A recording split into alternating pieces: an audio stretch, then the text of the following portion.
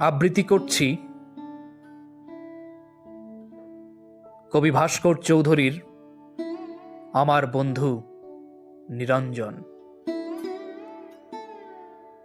অনেক কথা বলবার আছে আমার, তবে সবার আগে এই নিরঞ্জনের কথা বলতে হবে আমাকে। নিরঞ্জন আমার বন্ধুর নাম। আরো কি কোনো নাম ছিল তার? আমি জানতাম না।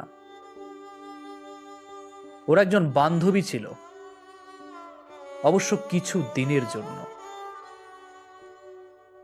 সে তাকে প্রীতম বলে ডাকত। ওর বান্ধবীর নাম ছিল জয়লতা। নিরঞ্জন জয়লতা সম্পর্কে আমাকে কিছু বলেনি তেমন। জয়লতাকে কখনো কোনো চিঠি লিখেছিল কিনা সে কথাও আমাকে সে বলেনি। তবে জয়লতার চিঠি আমি দেখেছি। একটা চিঠি ছিল এরকম: প্রীতম, সময় গড়িয়ে যাচ্ছে। তুমি বলেছ এখন দুঃসময়, কিন্তু আমি জানি সব সময়ই সুসময়, যদি কেউ ব্যবহার করতে জানে তাকে। আমি বুঝি বেশি দিন নেই। যদি পারো এক্ষুনি তুলে নাও, নইলে অন্য পুরুষ ছিবড়ে খাবে আমাকে। আমার ঘরে বসে সিগারেট টানতে টানতে নিরঞ্জন চিঠিটা চুপ করে এগিয়ে দিয়ে বলেছিল, বিভু, চিঠিটা পড়ুন। আমি প্রথমে পড়তে চাইনি, পরে ওইটুকু পড়ে তার দিকে তাকিয়েছিলাম। না, ওই সিগারেটের ধোঁয়ায় আমি কোনো নারী প্রেমতাড়িত মানুষের ছায়া দেখিনি। ভয়ানক নির্বিকার। কিছু বলছেন না যে? আমি জিজ্ঞেস করেছিলাম। কি বলবো? এই ব্যাপারে? কোন ব্যাপারে? এই যে জয়লতা। বাদ দিন। আমি বাদ দিয়েছিলাম। নিরঞ্জন আমার ঘরে বসে অনেকক্ষণ সিগারেট টেনে টেনে ঘরটাকে অন্ধকার করে চলে গিয়েছিল সেদিন।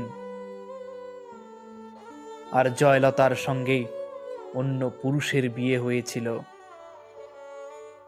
আমি জয়লতা এবং এই পুরুষটিকে দেখেছি বহুবার বিশ্ববিদ্যালয়ে।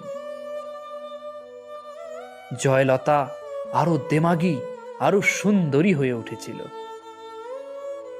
অন্য পুরুষ ছিবড়ে খেলে মেয়েরা বুঝি আরো সুন্দরী হতে থাকে?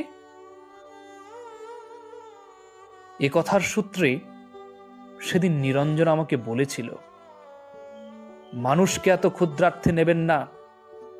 মানুষ এত বড় যে আপনি যদি মানুষ শব্দটি একবার উচ্চারণ করেন, যদি অন্তর থেকে করেন উচ্চারণ, যদি বোঝেন এবং উচ্চারণ করেন মানুষ, তো আপনি কাঁদবেন।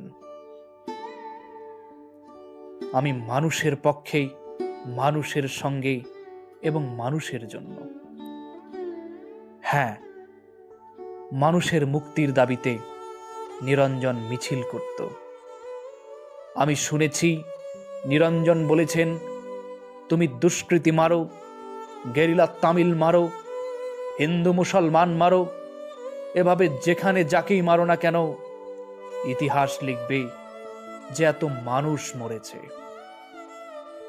বড়ই করুণ এবং বড়ই দুঃখজনক। শক্তির সপক্ষে তুমি যারই মৃত্যু উল্লেখ করে উল্লাস করো না কেন, মনে রেখো মানুষই মরেছে। এই ভয়ঙ্কর সত্য কথা বলে নিরঞ্জন মিছিলে হাত উঠিয়ে বলেছিল, এভাবে মানুষ মারা চলবে না, মানুষকে বাঁচতে দাও। নিরঞ্জন আমার বন্ধু। নিরঞ্জন বাঁচেনি। তার উদ্যত হাতে লেগেছিল মানুষের হাতে বানানো বন্দুকের গুলি। বুকেও লেগেছিল যেখান থেকে মানুষ শব্দটি বড় পবিত্রতায় বেরিয়ে আসতো। সেই লাশ আমার বন্ধু নিরঞ্জনের লাশ। আমি দেখেছি রক্তার্ত ছিন্ন ভিন্ন লাশ। মানুষ কাঁধে করে তাকে বয়ে এনেছিল মানুষেরই কাছে। জয়লতা সে লাশ দেখেছিল কিনা সে প্রশ্ন উঠছে না। দেখলেও যদি কেঁদে থাকে সে প্রকাশ্যে অথবা গোপনে, তাতে নিরঞ্জনের কোনো লাভ হয়নি। কিন্তু মানুষ কেঁদেছিল আমি জানি, আর তাতে নিরঞ্জনের লাভ ছিল। নিরঞ্জন প্রমাণ করতে পেরেছিল গতকাল মিছিলে আইন অমান্যের অভিযোগে যে দুষ্কৃতী মারা গিয়েছে তার নাম নিরঞ্জন, সে আসলে একজন মানুষ।